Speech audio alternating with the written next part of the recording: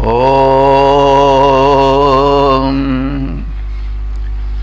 वेद प्रेमियों, सुधी श्रोताओं, संप्रति हम सब ऋग्वेद के प्रथम मंडल के 65वें सूक्त के तीसरे मंत्र अथवा दो पदों में विभक्त होने के कारण 5वें और 6वें मिले हुए मंत्र की व्याख्या में प्रवेश करने जा रहे हैं। यह मंत्र द्विपदा विराट गायत्री नामक छंद में निबद्ध है। मंत्र दृष्टा ऋषि हैं पराशर, शाक्य और देवता हैं अग्नि। शीर्षक है कि अग्नि की अपार शक्ति। और अब संबंधित मंत्र का पाठ हो जाए। ओम।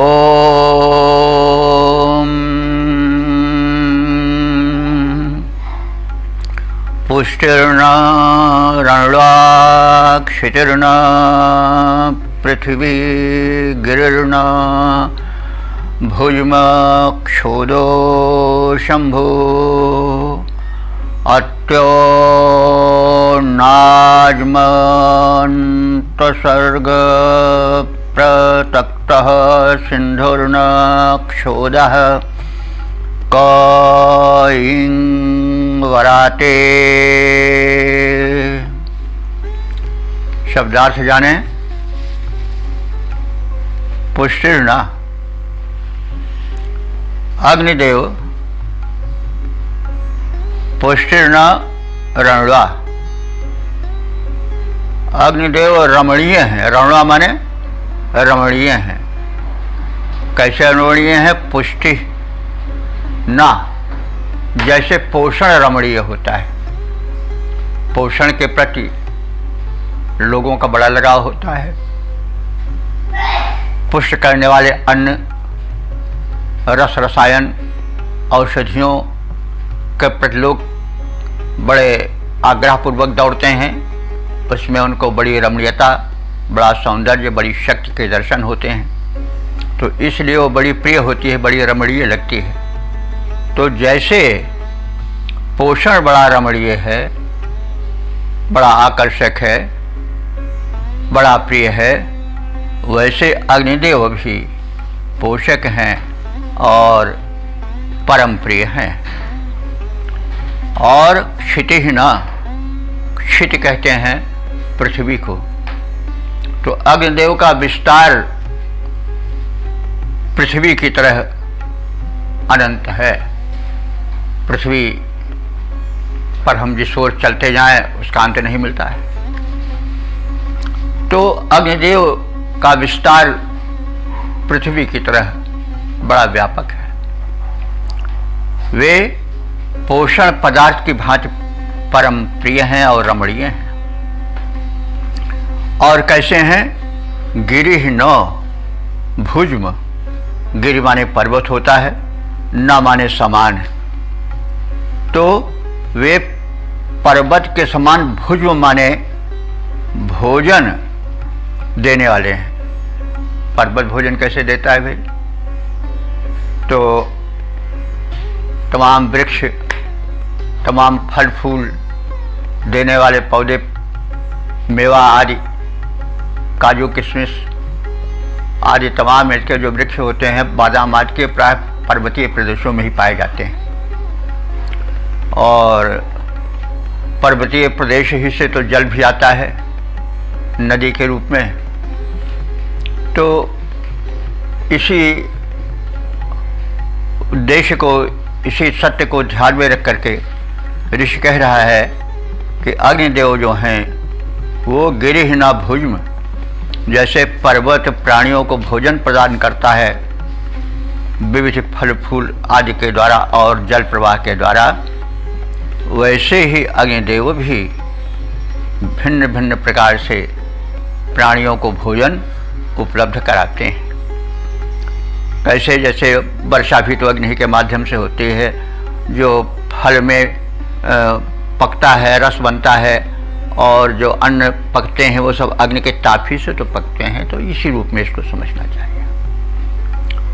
तो वे अग्निदेव विभिन्न वैशिष्ट्यों से युक्त हैं जैसा बताया गया है, और वे क्षोदह न शंभु, क्षोध कहते हैं जल को, ना माने समान, शंभ माने कल्याण कर। जैसे जल कल्याण करता है, हितकारी होता है, वैसे अग्निदेव भी प्राणी मात्र के हितकारी हैं। और कैसे हैं? अत्यह ना, अत्य कहते हैं घोड़े को, अत्य आधा तावरिया, न माने समान। जैसे बताया गया है कि जब ना संज्ञा के बाद में आता है तो वो समानार्थक होता है वैदिक व्याकरण के हिसाब से, और जो संज्ञा के पहले आवेगा तो निषेधात्मक होगा। तो अत्यह ना तो यहाँ समानार्थक है, घोड़े के समान। अजमन, अजमन कहते हैं युद्ध को। देखिए, हमने कभी बताया था कि युद्ध के बड़े पर्यायवाची हैं, अनंत पर्यायवाची हैं। इसका मतलब हुआ कि हरियों को युद्ध का बड़ा ध्यान था, क्योंकि भाई भाग कर कहाँ जाओगे, लड़ना तो पड़ेगा ही। और वो लड़ाई केवल तलवार खींच करके ही थोड़ी होती है, वैचारिक युद्ध भी होता है, वाग युद्ध भी होता है, और समस्याओं से भी लड़ना पड़ता है, तरह तरह से लड़ना पड़ता है व्यक्ति। तो जीवन एक युद्ध है, लाइफ इज स्ट्रगल। सब मिलाकर देखें तो कभी जन्म से, कभी मरण से, कभी रोग से, कभी शोक से, कभी अपने से, कभी पराये से, कभी किसी समस्या से आदमी को जूझना पड़ता है। तो इसलिए आजम शब्द यानी युद्ध के अनंत पर्याय हैं ऋग्वेद में। तो आजम भी एक युद्ध का ही पर्याय है। तो जैसे घोड़ा जो है वह युद्ध में बड़ा उपयोगी होता है, और वो दौड़ा हुआ जाता है युद्ध क्षेत्र पर। घोड़ों में बड़ा उत्साह होता है। पहले जब घोड़े नचते थे, रथ में भी तो घोड़े ही रहते थे, वैसे भी घुड़सवार होते थे। तो योद्धा का रंग, घोड़े बड़े राणा प्रताप के चेतक के विषय में हम सुने, अरे आप सब जानते हैं, कथा विस्तार ज़्यादा हो जाएगा। तो मतलब अश्व बड़े प्रेरक होते हैं, युद्ध में वे प्रविष्ट हो जाते हैं निःशंक, और उन्हें अस्त्र शस्त्रों की बौछार का ध्यान नहीं रहता है। तो ऋषि कह रहा है कि जैसे घोड़े युद्ध क्षेत्र में बिल्कुल शंका रहित होकर के उत्साह के साथ प्रविष्ट हो जाते हैं, वैसे अग्निदेव भी मनुष्य के हित में सदैव अग्रगण्य रहते हैं, और उन्हें जीवन युद्ध में सामर्थ्य देते हैं। तो और सिंधु न क्षोदह, सिंधु कहते हैं नदी को। वैसे सिंधु से लोग परिचित हैं कि जैसे सिंधु नदी, तो एक ही को सिंधु मानते हैं, लेकिन वास्तव में सिंधु सभी नदियों को कहा जाता है, सिंधु समुद्र को भी कहा जाता है। तो सिंधु नाम क्यों पड़ा यह जान लें। सिंधु कहते हैं संदन, संदनशीलः इति सिंधु, संद माने संदन प्रवाह, तो जिसमें जल प्रवाहित होता रहे वह सिंधु है। तो नदियों में कभी जल टिकता तो नहीं, निरंतर प्रवाहित होता रहता है, इसलिए उसको सिंधु कहा गया है। तो समुद्र में भी जल कभी टिकता नहीं है, जल की धाराएं भी होती हैं, आप सब जानते हैं, शीत और उष्ण धाराएं, कुछ धाराएं होती हैं जो निरंतर प्रवाहित होती रहती हैं, और वैसे भी लहरों के रूप में तो समुद्र प्रवाहित ही होता रहता है, इसलिए उसे भी सिंधु कहते हैं। तो हमारे संस्कृत में सभी शब्दों के कुछ न कुछ अर्थ होते हैं, निरर्थक शब्द नहीं होते हैं। तो सिंधु होना, तो यहाँ पर आप सिंधु माने नदी जाने। तो जैसे नदियों में जल प्रवाहित होता रहता है, वैसे अग्निदेव प्रवाहित होते रहते हैं, लपटों के रूप में, बिजली के करंट के रूप में, और तरह तरह के रूप में। सब अग्नि ही का तो खेल है।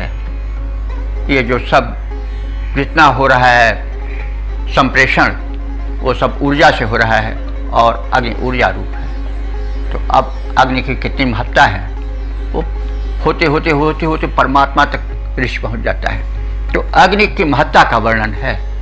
और अग्नि की महत्ता को पहचाना यूरोप वासियों ने, और उन्होंने क्या क्या किया। हमारे ऋषि पहले खोजे कितना, हम वहीं रुक गए, ये हमारी कमी थी। उसके हम वैज्ञानिकता की ओर नहीं गए, उसको हम बस सिर्फ हमें धन मिलता रहे, हमारा कल्याण होता रहे, हमारा अर्थ मिलता रहे, कहूँ हम पौरोहित्य कर लें और रोटी रोजी कमा लें, धनी हो जाए, बस यहीं तक हम सीमित रहे, हम आगे नहीं बढ़े। नहीं तो अब तक न जाने आज लोग मंगल और कहाँ कहाँ जाने की चेष्टा कर रहे हो, हम लोग कभी पहुँच गए होते, कई दुनिया खोज लिए होते। तो हमारा अंधकार जो हमें रोक दिया कहीं पर और हम पड़े रह गए। खैर, तो आगे चलें। तो अग्नि जो है वो सिंधु न, ये जो अग्नि देवता हैं, जो करंट रूप में हैं, जो ऊर्जा रूप में हैं, वो सदैव प्रवाहशील रहते हैं। कैसे? सिंधु न, नदी के प्रवाह के समान। और वे कैसे हैं? कह वसते, कह कहते हैं जल को, क एकाक्षरीय कोश होता है संस्कृत में, तो क माने जल भी होता है। तो कह वसते, वे जल में रहते हैं और उनको कोई रोक नहीं सकता है। तो उनका प्रवाह जो है वो अखंड है। अब हम भावार्थ को जानें। अग्नि देवता पुष्प की भांति रमणीय हैं।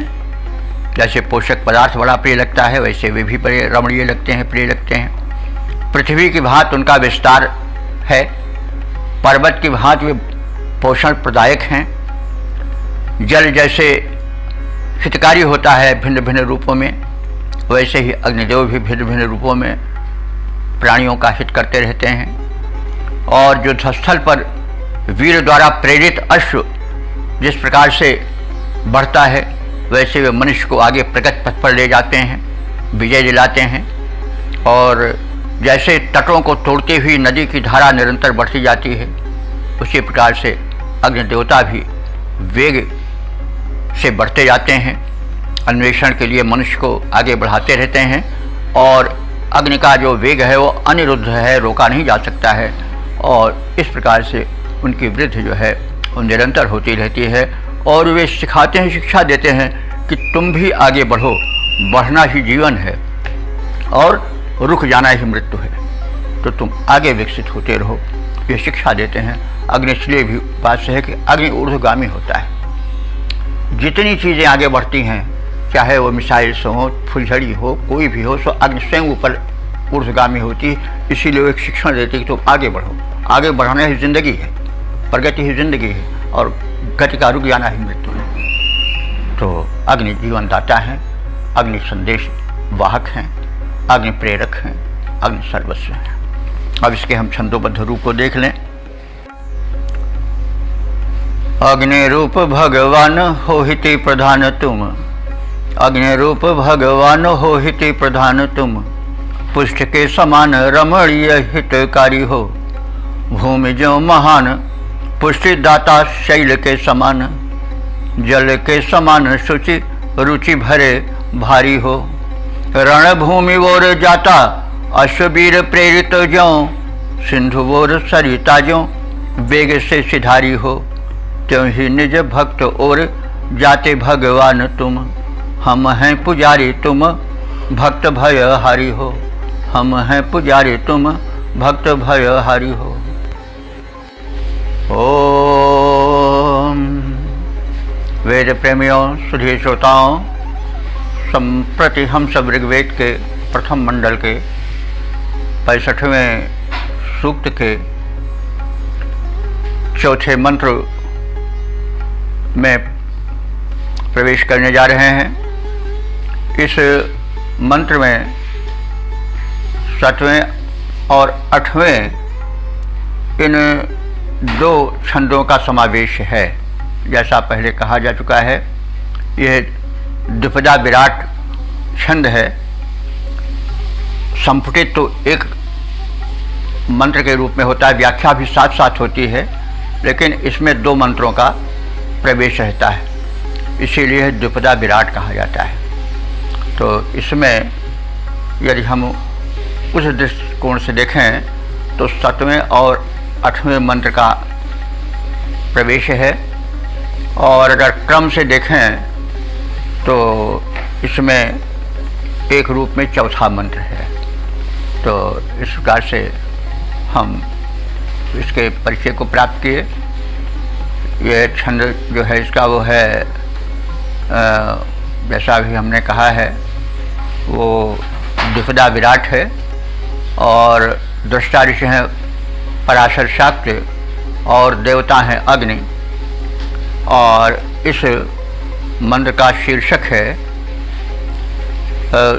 सज्जनों के प्रतिपालक और दुर्जनों के घालक अग्नि देवता। अब संबंधित मंत्र का पाठ हो जाए। ओम जामिहि सिंधूनां भ्रातेव स्वस्रामिभ्यान्न राजा वनान्यनि वनान्यत्ति यद्वातजूतो वनां व्यवस्था दग्निर्ह दाति रोमा पृथिव्याः। ओम जामिहि सिंधूनां भ्रातेव स्वस्रामिभ्यान्न राजा वनान्यत्ति यद्वातजूतो वना व्यवस्था दग्निर्ह दाति रोमा पृथिव्याः। शब्दार्थ जाने। सिंधु नाम जामि, सिंधु नाम माने नदियों के, जामि माने बंधु अथवा मित्र। तो ये अग्निदेव जो हैं वो नदियों के बंधु अथवा मित्र तुल्य हैं। और प्रिय कैसे हैं उसके लिए उपमा दी जा रही है कि स्वश्राम भ्रातायुव। स्वश्रा कहते हैं बहन को, स्वश्राम माने बहनों के, जैसे भ्राता माने भाई प्रिय होते हैं। बहनों को भाई बड़ा प्रिय लगता है। अगर भाई की निंदा कर दो तो बहन बिगड़ जाएगी। तो ये संबंध की घनिष्ठता और प्रियता को द्योतित करने के लिए कहा जा रहा है कि अग्निदेव नदियों के वैसे प्रिय हैं जैसे कि बहन के लिए भाई प्रिय होता है। और कैसे हैं वे? हितकारी हैं। और कैसे हैं? विनाशक भी हैं। ऐसी बात नहीं, यह गुण होना भी चाहिए। व्यक्ति केवल नम्र ही नहीं होना चाहिए, जहाँ दुष्ट शक्तियाँ उनको विनाश में भी संलग्न होना चाहिए। तो वे इव्यान न राजा, शत्रुओं के विनाश करने में राजा के समान शक्तिशाली हो जाते हैं। और वनान अत्ति, वनान माने वनों को, अत्ति माने खा जाते हैं। दावानल रूप में वे बड़े बड़े वनों को खाते हुए चले जाते हैं और उनकी हरितमा उनको बाधित नहीं कर पाती है। वो निरंतर हरे भरे पेड़ों को, बड़े बड़े पेड़ों को खाते हुए बढ़ते हुए, दावाग्नि का बड़ा प्रबल वेग होता है, वो बढ़ते जाते हैं। तो अग्नि की बल और वृद्धि और अखंडता को और उनको नहीं रोका जा सकता है, इस बात को द्योतित किया गया है। एक ओर वो बड़े प्रिय हैं और एक ओर वो बड़े भयंकर भी हैं। ये महापुरुषों के गुण होते हैं और यही ईश्वर का भी गुण है। ईश्वर बड़ा प्रिय है, वह सबको जीवन देता है, संरक्षण देता है, लेकिन वही संहार भी करता है, इसलिए वो भयंकर भी है। तो यह अग्नि के गुण हैं। और यह अग्नि यत बात जूता, यत माने जब, बात जूता, बात कहते हैं हवा को, और जूता माने प्रेरित होना। जब वायु का प्रवाह अग्नि को प्रेरित करता है, बढ़ाता है, तब ये बड़े भयंकर बन जाते हैं और उस समय स्थिति होती है कि ये जब बात से प्रेरित होते हैं तो फिर आगे बढ़ते जाते हैं, आक्रमणकारी रूप धारण कर लेते हैं और अत्रि माने वृक्षों को खाते जाते हैं। और पृथिव्याः, पृथ्वी के रोम दाती ही, रोम की तरह विराजमान वृक्ष, वृक्ष जो है पृथ्वी के रोम है, जरा यहाँ काव्यात्मक उपमा है। जो शरीरधारी होता है उसके रोम भी होते हैं, तो पृथ्वी का रोम क्या है? उसके वृक्ष। तो ये है उपमा ऋषि दे रहा है कि जब अग्नि प्रबल होकर के प्रचंड बन करके दावानल का रूप धारण करते हैं तो पृथ्वी के रोम रूप में दृश्यमान वृक्षों को वे भस्म करते चले जाते हैं और आगे निरंतर बढ़ते चले जाते हैं, उनके वेग को कोई रोक नहीं पाता है। तो इस तरह से वे अप्रतिहत गति वाले हैं। और इस प्रकार से एक और अग्नि अत्यंत कोमल हैं, हितकर हैं, प्रिय हैं, लेकिन दूसरी ओर बड़े भयंकर भी हैं। ये महापुरुषों का गुण होता है। राम को भी तुलसीदास जी ने बताया है कि मतलब वे कोमल कुसुम चाहे, कोमल इतने हैं कि जैसे फूल होता है, लेकिन वज्र अति कठोर, वज्र से भी ज़्यादा कठोर है। भवभूत ने भी कहा है वज्रादप कठोराणी मृदुन कुसुमादप। वे जो अलौकिक पुरुष होते हैं वो वज्र से भी ज़्यादा कठोर होते हैं और फूल से भी ज़्यादा कोमल होते हैं। तो अग्नि में भी यह वैशिष्ट दिखाया गया है। ये महापुरुषों के गुण होते हैं, वे सरल भी होते हैं और कठोर भी होते हैं। तो अब इस प्रकार से अग्नि के गुण वैशिष्ट का शब्दार्थ जान लेने के पश्चात उसके भावार्थ में प्रवेश करें।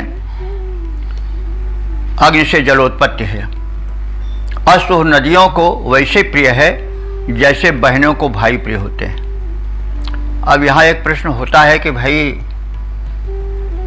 अग्नि से नदी कैसे बनती है और नदियों को अग्नि कैसे प्यारा होता है? ये जरा समझने में नहीं आती बात सीधे से, थोड़ा हमको इसको और आगे बढ़ना पड़ेगा। देखिए, नदियों में जल कहाँ से आता है? गर्मी में पहाड़ों से आता है नहीं, और पहाड़ों से जल आता है कहाँ से आता है? ग्लेशियर से आता है, जहाँ जल बर्फ के रूप में जमा रहता है और जब ताप बढ़ता है, ताप अग्नि का गुण है नहीं, तो वो जल पिघलता है, पिघल करके नीचे आता है, झरने के रूप में प्रवाहित होता रहता है और एक धार बना देता है जो नदी बन जाती है। और उसी प्रवाह से जब ग्रीष्म में वर्षा नहीं होती है तब नदी का प्रवाह बढ़ता रहता है, वो शिथिल नहीं होता है। तो इस प्रकार से जो अग्नि है वो नदियों को प्रिय है, क्योंकि यह अग्नि बर्फ को पिघला करके, ग्लेशियरों को पिघला करके प्रचुर जल प्रदान करती है, जिससे उनकी वृद्धि होती है, जिससे उनमें प्रवाह आता है, इसीलिए प्रिय है। और साधारण सामान्य प्रिय नहीं, उसके लिए उपमा दिया ऋषि ने कि जैसे बहन को भाई बड़ा प्रिय होता है वैसे नदियों को अग्नि बड़े प्रिय हैं। तो इस प्रियता का रहस्य अब स्पष्ट हो गया होगा। तो अग्नि से जलोत्पत्ति होती है, बताया गया अभी कारण, और अतः वह नदियों को वैसे प्रिय है जैसे बहनों को भाई प्रिय होते हैं। शत्रुओं को नष्ट करने वाले राजा के समान अग्नि वनों को नष्ट करते चलते हैं, उनके अवरोधों को मिटाते चलते हैं, उनको भस्मीभूत करते चलते हैं। और जब वायु से प्रेरित होते हैं, यानी जब वायु का झोंका लगता है तो वे अग्नि और अधिक बढ़ जाते हैं, विकराल बन जाते हैं और तब वे वनों को नष्ट करते चलते हैं, आगे बढ़ते जाते हैं। और तब जो भूमि पर वृक्ष उगे रहते हैं, जो भूमि के रोमावली के सदृश हैं, उनको वे निरंतर भस्म करते चलते हैं और विपावलियों को खाते जाते हैं। तो इस प्रकार से इसका भावार्थ और शब्दार्थ हुआ। अब हम इसके पद रूपांतरण को देखें। अग्नि से जलोत्पत्ति है बताई गई अस्तु। अग्नि और सरिता में संबंध विधान है। जैसे बहनों को अति भाई प्रिय होता ही थी, वैसे नदियों को प्रिय अग्नि भगवान हैं। जैसे भूप शत्रुओं को नष्ट कर देता, वैसे अग्नि भस्म कर देता कानन महान है। प्रेरित पवन अग्नि बिटप जलाता जाता, जो कि भूमि तन पर रोम के समान है। वृक्ष जो कि भूमि तन पर रोम के समान है। ओम वेद प्रेमियों, सुधी श्रोताओं, संप्रति हम सब ऋग्वेद के प्रथम मंडल के 65वें सूक्त के 5वें मंत्र में, जिसमें द्रुपदा विराट छंद के हिसाब से 9वें और 10वें मंत्र भी सम्मिलित हैं, उनकी व्याख्या में प्रविष्ट होने जा रहे हैं। यह जो छंद है वे द्रुपदा विराट नामक गायत्री छंद में निबद्ध है। मंत्र दृष्टा ऋषि हैं पराशर शाक्य और देवता हैं अग्नि, और शीर्षक है सर्वव्यापक अग्नि की प्रशंसा। अब संबंधित मंत्र का पाठ हो जाए। स्वशित्यप्सु हंसो न सीदन कृत्वा चेतिष्ठो विषामुषर्भूत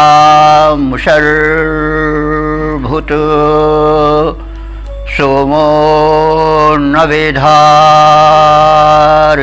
प्रयातः पशुर्न शिश्वा विभुर्दुरेभाः।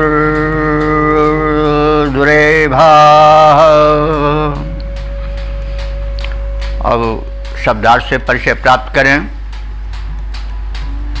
उषाभूत, उषाभूत माने उषस काल में सक्रिय हो जाने वाले अग्नि। कृत्वा, कृत्वा माने अपने यज्ञ कर्म द्वारा, विषाम चेतिष्ठ, विषाम माने प्रजाओं को, लोगों को, चेतिष्ठ माने जागृत करा देते हैं। यानी अग्नि क्रिया यज्ञ आदि का संपादन होता है, इसलिए उस उद्देश्य को लेकर के जो उपासक गण हैं वे सजग हो जाते हैं और उषा काल में जग जाते हैं। और अग्निदेव सोमः न वेधाः, सोमः माने सोम की भांति, वेधाः माने विकास देने वाले हैं। सोम एक पौष्टिक पेय होता है जिसके पान से व्यक्ति में विकास होता है, पौष्टिकता आती है। तो अग्निदेव भी उसी प्रकार से प्राणियों में, व्यक्तियों में, उपासकों में पौष्टिकता लाते हैं। तो इस प्रकार से उनको सोम की भांति पौष्टिक बनाने वाला कहा गया है। और ऋतः प्रजाता, ऋत कहते हैं शाश्वत सत्य को, जो सत्य आज भी सत्य है और आगे भी सत्य रहेगा और पीछे भी सत्य था। जैसे सूर्योदय का एक निश्चित समय है, वो प्राचीन काल में, आदिकाल में भी सत्य था, आज भी सत्य है, आगे भी सत्य रहेगा। जो जन्म लेता है उसका मरण होता है, पहले भी सत्य था, आज भी सत्य है, आगे भी सत्य रहेगा। तो यह इसी को ऋत कहते हैं, जो शाश्वत सत्य हो, यूनिवर्सल ट्रुथ जिसको अंग्रेजी में कहा जाता है। और एक सत्य सामान्य सत्य होता है। जैसे कोई कहे कि भाई आप कितने साल के हैं, तो कहेगा हम 20 साल के हैं, और 5 साल के बाद पूछे तो वो 25 साल कहेगा। तो दोनों सत्य हैं, तो यह मतलब परिवर्तनशील सत्य है। तो इसलिए सत्य में और शाश्वत सत्य में अंतर थोड़ा होता है, और उसी शाश्वत सत्य को ऋत कहा जाता है। ऋत को जल को भी ऋत कहा जाता है, क्योंकि वो भी सत्य है। तो अग्निदेव सत्य से समुद्भूत हैं अथवा जल से अग्नि की उत्पत्ति होती है, यह भी अर्थ निकलता है। और वे शिश्वः न, वे शिशु के समान चपल हैं, यानी अग्नि कभी स्थिर नहीं रहती है, चलती रहती है। तो उसमें एक गति है, प्रगति है, इसलिए उस प्रगति की, उस गति की, उस चंचलता की उपमा शिशु से दी गई है। प्रसन्न शिशु जैसे चंचल रहता है, स्वस्थ शिशु जैसे चंचल रहता है, वैसे अग्नि भी रहते हैं। और वे क्या हैं? विभु। विभु माने सर्वव्यापक हैं। और दूरेभ्यः, दूरेभ्यः माने दूर तक अपनी आभा फैलाने वाले हैं, प्रकाश फैलाने वाले हैं। और कैसे हैं? हंसः न, हंस के समान हैं। और अप्स सीदन, वे अप्स माने जलों में, सीदन माने बैठे रहते हैं। और श्वसित माने जीवन देते हैं, सांसें बढ़ाते हैं। सांसें जीवन की प्रतीक है। तो यह कैसे है? रक्त जो है वह जल रूप ही तो है, तरल है। उसमें अग्नि की जो उष्णता होती है वही जो है वह जीवन की सूचक है और जीवन को धारण कराती है। तो जो अग्नि की उष्णता है वह जीवन दात्री है। और रक्त के प्रवाह में, रक्त के संचार में बड़ा उसका हाथ है। प्रेशर में भी उसका बड़ा सहयोग है। तो प्रेशर को वही नियंत्रित करती है। तो यह एक वैज्ञानिक शोध है जिसको बहुत पहले ऋषियों ने खोज लिया था और प्रकट किया है मंत्र के बहाने से। तो इसके भावार्थ परक रूप को हम देख लें। यह अग्नि उषा काल में यज्ञ कर अग्नि क्रिया में संलग्न होकर के याज्ञिकों को अपने यज्ञ कर्म में लगाने को प्रेरित करती है और उन्हें भी प्रातर्बुधः माने सवेरे जगने वाला बनाती है। प्रातः जागरण बड़ा हितकर होता है। प्रत्येक दृश्य early to bed and early to rise makes healthy wealthy and wise. तो ये तो सर्वमान्य है। और अग्निदेव जो हैं वो चेतना प्रदान करने वाले हैं। सोम की भांति वे पोषक हैं और औषधियों को बढ़ाने वाले हैं, क्योंकि अग्नि के ताप को पा करके ही अंकुरण होता है और वनस्पतियों में विकास होता है। और वे जल से उत्पन्न हैं, यह ऋषि कई बार कह चुका है। और जल और अग्नि का बड़ा संबंध है और इसी बात को ध्यान में रख करके जल विद्युत योजना बनाई गई। जल में विद्युत का निवास रहता है। आकाश में ऋषियों ने देखा कि जो बादल हैं वे जल के ही तो भंडार हैं। उसमें बिजली चमकती है और वो बिजली बड़ी तेजस्वी होती है, बड़ी बलशाली होती है। और उन्होंने ये शोध निश्चित किया कि अग्नि का और जल का शाश्वत संबंध है और अग्नि अपने प्रबल रूप में, विद्युत रूप में अग्नि में मतलब जल में वह अग्नि निवास करती है। तो वह जो है अग्नि जो है वह नदियों के वेग को बढ़ाने वाली है, जैसा पहले जान चुके हैं। अग्नि के ताप से ही जो है वह ग्लेशियर पिघलते हैं। मतलब ताप जो है अग्नि का ही गुण है। ग्लेशियर पिघलते हैं और नदियों में जल आता है और नदियों में विकास होता है, नदियाँ बढ़ती हैं। और नदियाँ बढ़ती हैं, साथ साथ मनुष्य का सुख और सौविध्य भी बढ़ता है और प्राणी काशित होता है उससे।